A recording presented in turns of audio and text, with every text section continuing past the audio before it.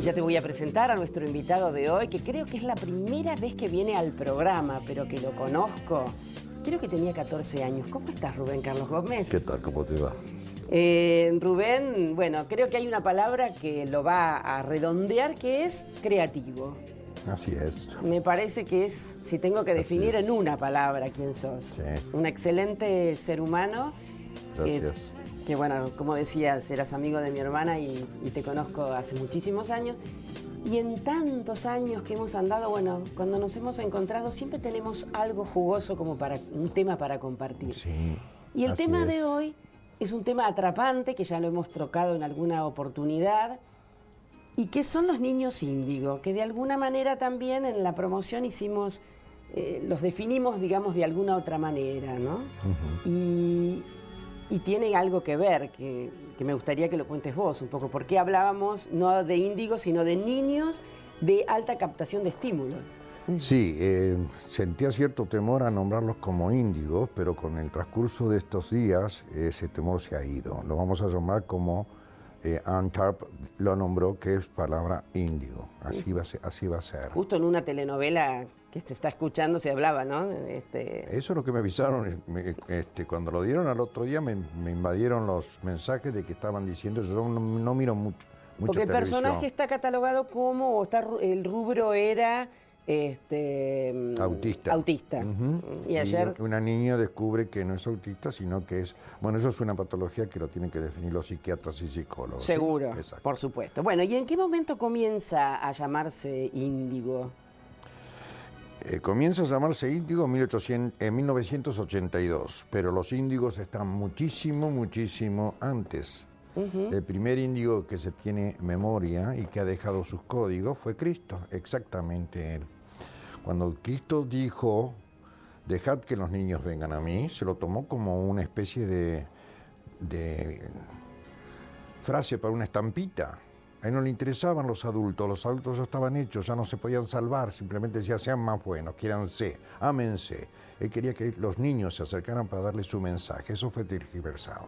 Eso fue el primer indicio, y bueno, pasaron muchos años, y hasta que una mujer, la primera médica de Italia, María Montessori, comienza a analizar a los niños en un orfanato y se da cuenta que dentro de esos niños hay una serie de niños con capacidades especiales, crea una escuela y una pedagogía.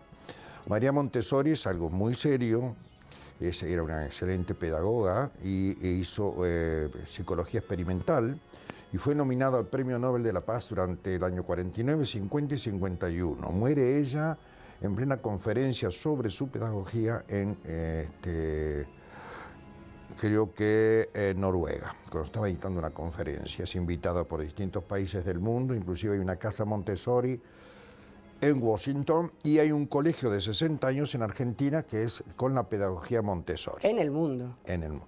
Hay 1.200 colegios en el mundo sobre la pedagogía Montessori y cerca de 12.000 de Steiner, o sea, con la pedagogía Waldorf. Rudolf Steiner fue otro hacedor de lo que era la contención de estos niños, que los consideró muy especiales. Es un gran literato, es un filósofo. Él descubrió la antroposofía, una nueva forma de filosofía, antropología con filosofía, donde separó la vida del hombre por septemios. Hasta los 6 años el niño tiene una evolución, de 7 a 14 años otra evolución y de 15 a 21 años otra evolución totalmente diferente. Y para esos septemios necesita códigos especiales de educación.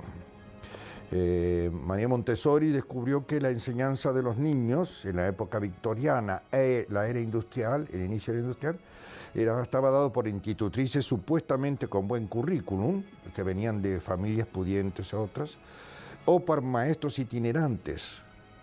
Y siempre el resultado era el premio o el castigo. Siempre tuvo la razón del miedo dentro de la educación de esos chicos. Y advirtió que era mucho más concreto y más jugoso la educación que recibían los niños en forma folclórica, de sus abuelos, de sus padres, de sus tíos, de lo que habían pasado de épocas anteriores. Todo eso lo unió y formó su pedagogía Montessori. En el caso de Stein es diferente, porque Emil Molt, el dueño de la fábrica de cigarros Waldorf Astoria, le invita a que dé un curso en su fábrica. Esto pasa en el 19, pleno caos de una en Alemania devastada. Y le invita a que ponga un colegio. Y entonces pone un colegio en Zúrich, y que se utilizó la pedagogía Waldorf. Mirá de qué año me estás hablando. Estoy hablando del 19. Claro. 19, 20, 21. Y después explico por qué razón, qué de resultados dio esa cosa. De todas formas, hubo un interés por la pedagogía y por los índigos hace muchos, muchos, muchos años. Ahora, después que hagamos esta breve pausa, ya vas a empezar a dar las características o realmente qué es, cómo, porque la gente dice, ¿cómo me doy cuenta que es índigo? ¿Qué te parece? Me parece muy Me bien. parece.